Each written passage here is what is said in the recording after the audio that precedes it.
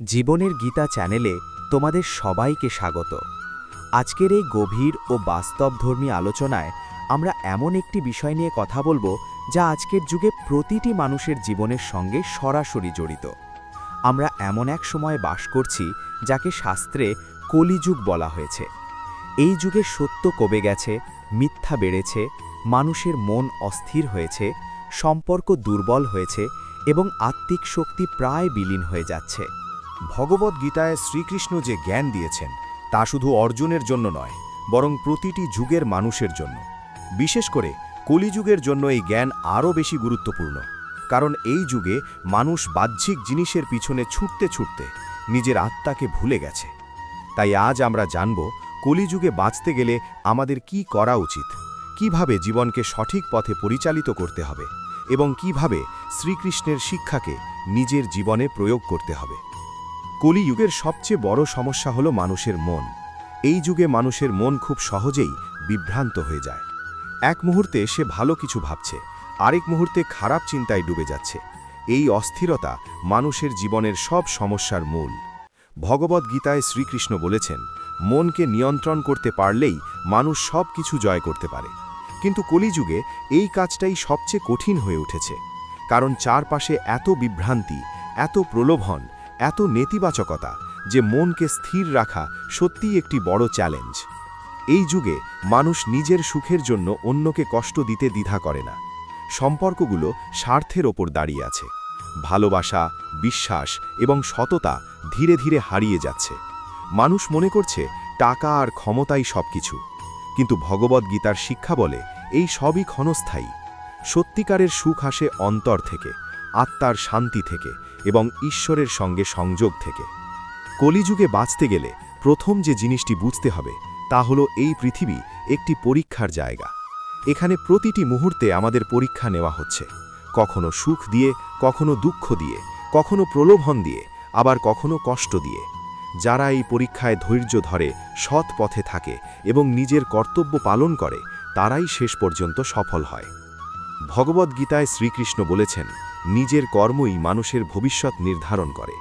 কলিযুগে অনেকেই ভাগ্যকে দোষ দেয়, কিন্তু আসলে আমাদের কর্মই আমাদের জীবনের ফল নির্ধারণ করে। যদি আমরা সৎ কাজ করি, অন্যের ভালো করি এবং নিজের কর্তব্য পালন করি, তাহলে ফল অবশ্যই ভালো হবে। আর যদি আমরা খারাপ পথে চলি, অন্যের ক্ষতি করি, তাহলে তার ফলও আমাদের ভোগ করতে হবে। এই যুগে আরেকটি বড় সমস্যা হলো তুলনা। মানুষ সব সময় অন্যের সঙ্গে নিজেকে তুলনা করছে। কে কত টাকা উপার্জন করছে, কে কত সুখে আছে, কে কত সফল, এই সব চিন্তা মানুষের মনকে অশান্ত করে তুলছে। ভগবদ্গীতার শিক্ষা বলে, নিজের পথেই চলতে হবে। অন্যের সঙ্গে তুলনা না করে নিজের উন্নতির দিকে মন দিতে হবে। কারণ প্রত্যেক মানুষের জীবন আলাদা, প্রত্যেকের পথ আলাদা এবং প্রত্যেকের কর্মফলও আলাদা। কলিযুগে বাঁচতে গেলে আমাদের শিখতে হবে কিভাবে নিজের মনকে শান্ত রাখা যায়। যখন আমরা বাইরে থেকে সুখ খুঁজতে যাই, তখন আমরা কখনোই সত্যিকারের সুখ পাই না। কিন্তু যখন আমরা নিজের ভিতরে শান্তি খুঁজতে শুরু করি, তখন আমরা বুঝতে পারি যে সত্যিকারের সুখ আমাদের মধ্যেই রয়েছে। এই উপলব্ধি খুব গুরুত্বপূর্ণ, কারণ এটি আমাদের জীবনের দৃষ্টিভঙ্গি পরিবর্তন করে দেয়। শ্রীকৃষ্ণ বলেছেন, আসক্তি থেকেই দুঃখের জন্ম হয়। আমরা যখন কোনো কিছু বা কারো প্রতি অতিরিক্ত আসক্ত হয়ে পড়ি, তখন সেই জিনিসটি না পেলে বা হারিয়ে গেলে আমরা কষ্ট পাই। কলিযুগে মানুষ সবচেয়ে বেশি আসক্ত হয়েছে টাকা, সম্পর্ক এবং নিজের অহংকারের প্রতি। এই আসক্তি থেকেই সমস্ত সমস্যা সৃষ্টি হচ্ছে। তাই যদি আমরা সত্যিকারের শান্তি চাই, তাহলে আমাদের এই আসক্তি থেকে মুক্ত হতে হবে। এই যুগে মানুষ খুব দ্রুত রেগে যায়, খুব দ্রুত হতাশ হয়ে পড়ে এবং খুব সহজে আশা হারিয়ে ফেলে। কিন্তু ভগবদ্গীতার শিক্ষা বলে, ধৈর্যই মানুষের সবচেয়ে বড় শক্তি। যে মানুষ ধৈর্য ধরে সে সব পরিস্থিতিতে স্থির থাকতে পারে, আর যে স্থির থাকতে পারে সে কখনো হার মানে না। কলিযুগে বাঁচতে গেলে আমাদের আরেকটি গুরুত্বপূর্ণ বিষয় মনে রাখতে হবে, তা হলো সত্য। এই যুগে মিথ্যা বলা খুব সহজ হয়ে গেছে এবং অনেক সময় মানুষ মনে করে মিথ্যা বলেই সে লাভবান হচ্ছে। কিন্তু সত্য কখনো হারায় না, সময়ের সঙ্গে সঙ্গে সত্যই জয়ী হয়।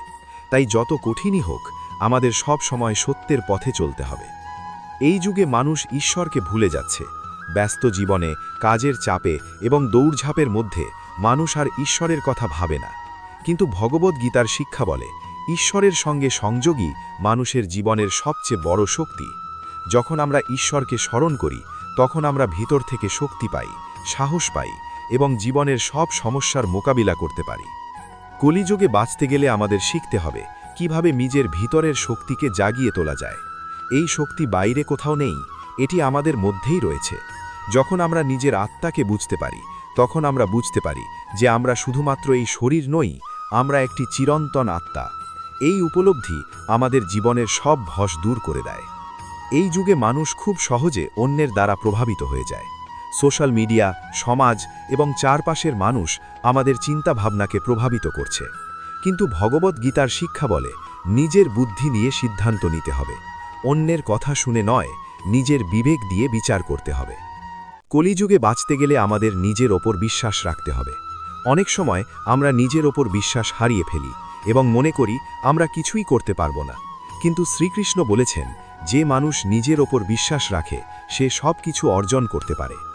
এই যুগে সবচেয়ে বড় শক্তি হল ইতিবাচক চিন্তা। যখন আমরা ইতিবাচকভাবে চিন্তা করি তখন আমাদের জীবনে ইতিবাচক ঘটনা ঘটতে শুরু করে, আর যখন আমরা নেতিবাচকভাবে চিন্তা করি তখন আমাদের জীবনে সমস্যা বাড়তে থাকে। তাই সব সময় ভালো চিন্তা করতে হবে, ভালো কাজ করতে হবে এবং ভালো মানুষের সঙ্গে থাকতে হবে। এইভাবে ধীরে ধীরে আমরা বুঝতে পারি যে কলিযুগ যতই কঠিন হোক না কেন, সঠিক পথ অনুসরণ করলে আমরা এই যুগেও সুন্দরভাবে বাঁচতে পারি। আমাদের শুধু নিজের মনকে নিয়ন্ত্রণ করতে হবে, সৎ পথে চলতে হবে এবং শ্রীকৃষ্ণের শিক্ষাকে নিজের জীবনে প্রয়োগ করতে হবে। এই আলোচনার মাধ্যমে আমরা একটি শক্তিশালী ভীতি তৈরি করলাম, যা আমাদের পরবর্তী অংশে আরও গভীরভাবে বুঝতে সাহায্য করবে যে কিভাবে এই শিক্ষাগুলোকে বাস্তব জীবনে প্রয়োগ করা যায় এবং কিভাবে আমরা প্রতিদিনের জীবনে এই নীতিগুলো অনুসরণ করতে পারি।